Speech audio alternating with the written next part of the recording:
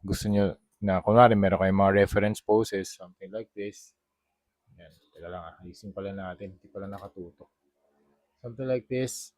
Magagawa nyo yan with the additional na mga accessories like the repulsor blast na accessories. Yung translucent na mga parts pala. Sorry. Alright. Okay, you have the body, arc reactor, walang light yan.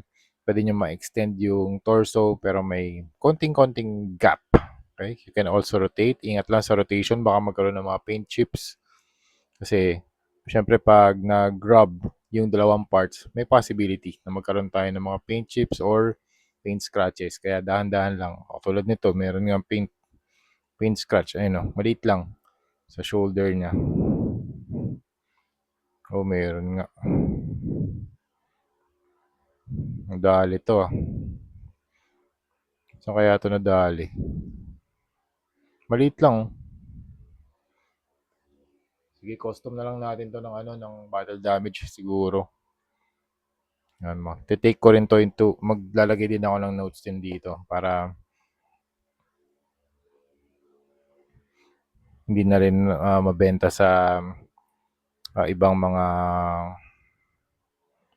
customers kasi usually yung ibang customers ay ayaw ng ganyan yung syempre 'di ba kung bibili ako gusto ko yung kung brand new yan dapat walang mga battle damage or walang mga defect pero ito kasi may defect na I think from the factory yan kaya dali siya. Okay, next yung mga joints niya ganda ng mga ginagawa nila dito ng mga inner parts dun sa mga silver na joints. Hindi lang siya flat na circle, pati dito sa armpit area. Yan.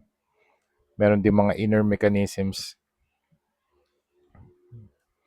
Tapos you have the shoulder, the waist, tapos may mga gold na segments dun sa stomach section. You have the legs, tapos silver yung knees, some kind of hydraulic system na nag-work para dito sa mga movements. Ganda ng ganda ng pattern din dito. Yung mga inner mechanisms. Ang ganda lang din kasi ng Iron Man kapag mga joints, seamless siya. Unlike sa ibang mga characters, kung human flesh yan, tapos may mga cuts. 'Di ba? Hindi siya seamless. Ito kasi puro armor plates eh. 'Di ba? Nag-overlap, intertwined na armor plates. So, ganda lang ng ganda talaga ng suit ni Iron Man pagdating sa mga action figures.